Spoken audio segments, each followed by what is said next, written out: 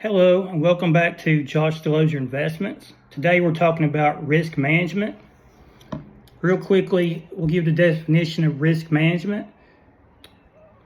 Risk management is the systematic process of identifying, assessing, and controlling potential risk or uncertainties that could negatively impact an organization's objectives.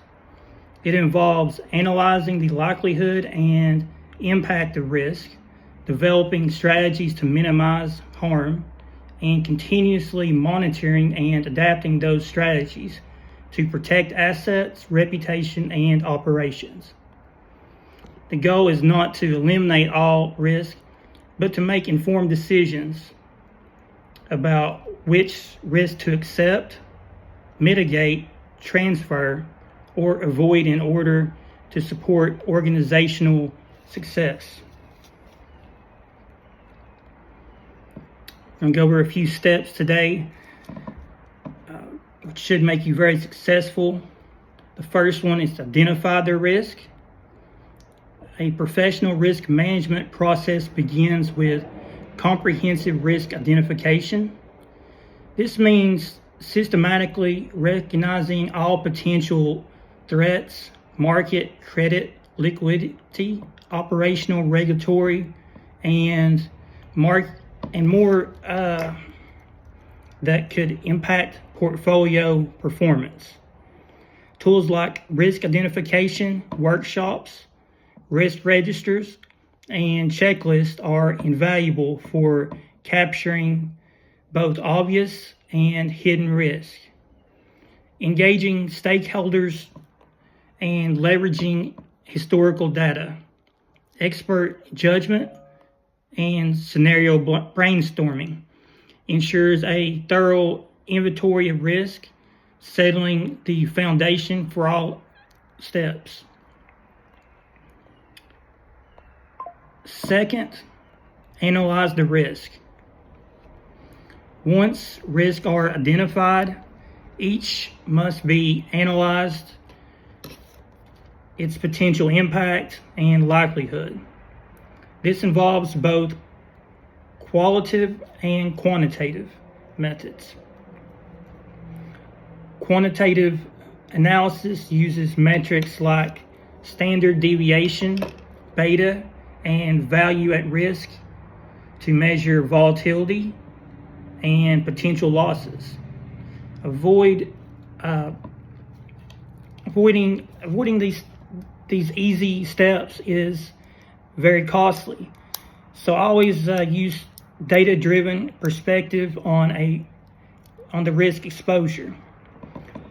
Qualitative analysis leverages expert judgment, interviews, and scenario storyboarding to understand risk characteristics that numbers may miss. Sensitivity and scenario analysis simulate how variables, interest rates, market shocks affect outcomes, helping to reveal vulnerabilities and resilience in various conditions. Third, we always want to evaluate and prioritize. Not all risks are equal. Evaluation involves ranking risk based on their likelihood and impact, often using a risk matrix. High probability, high impact risks are prioritized for immediate action, while lower priority risks are monitored. This step may also involve benchmarking, comparing risk and exposures against industry standards. With investments objectives, the goal is to focus resources efficiently and ensure the most threatening risks are addressed first.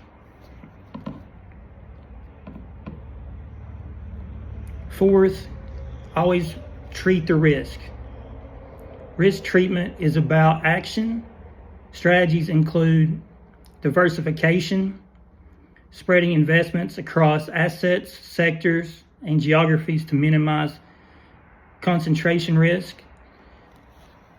Josh Delosier Investments always advises clients to have multiple revenue streams. And if you're going to choose stocks, always have moats. You want to choose the very best in that sector. That's a good way to protect the downside of your investment. And, generally we advise people to invest in NVIDIA, Tesla, Eli Lilly, are just a few examples of companies that have moats in stocks. Next, hedging, using derivatives or alternative assets to offset potential losses. Position sizing and stop losses, limiting exposure to any single investment and setting exit points to cap losses. Before you enter into an investment, you always want to know, where you want to invest at. If the stock's at $110, if it comes back to $100, you always want to have a buy price. You don't let your emotions control that. So if that stock dips back to $100, go ahead and invest in a few shares. At the same time, before you invest, you already understand you've got the entry point at $100, but you also need an exit strategy, knowing where you're going to sell at. Do you want to sell when that stock gets to 110, or are you going to hold it for a year and see if it makes it to 150? Everyone's personality is different, and risk tolerances vary. So you've got to remember a day's worth of planning is could save you countless months. Next, we got operational controls, enhancing governance, improving processes, and ensuring compliance to reduce non-market risk. The chosen mix of treatments should match the investor's risk tolerance and financial goals, balancing risk reduction with return potential.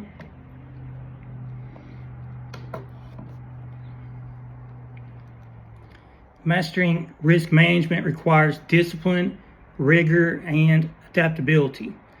By following these 5 steps in depth, investors can safeguard their portfolios, optimize returns, and navigate uncertainty with confidence. It's extremely important to always have the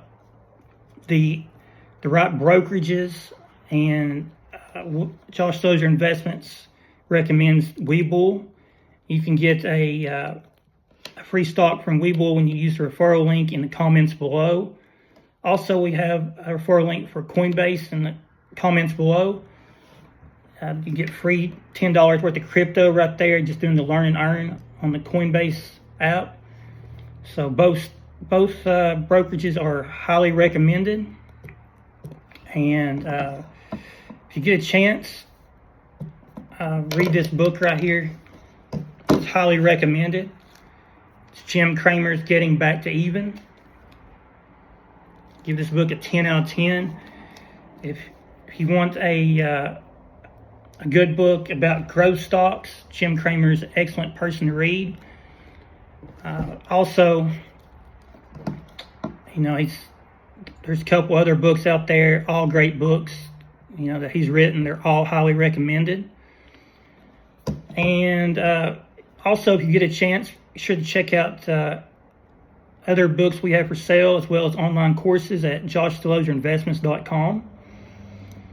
And we also have a YouTube live between 7:30 a.m. and 8:30 a.m. Eastern, Monday through Friday, where we answer all finance-related questions. We talk about moats, how to evaluate a stock, other key features. It's basically when you're evaluating stocks, you always want to, if you want to figure out what it's worth, you can use metrics like intrinsic value. Look at their P to 4P, basically, using technical analysis with fundamental analysis can set you up for exponential gains.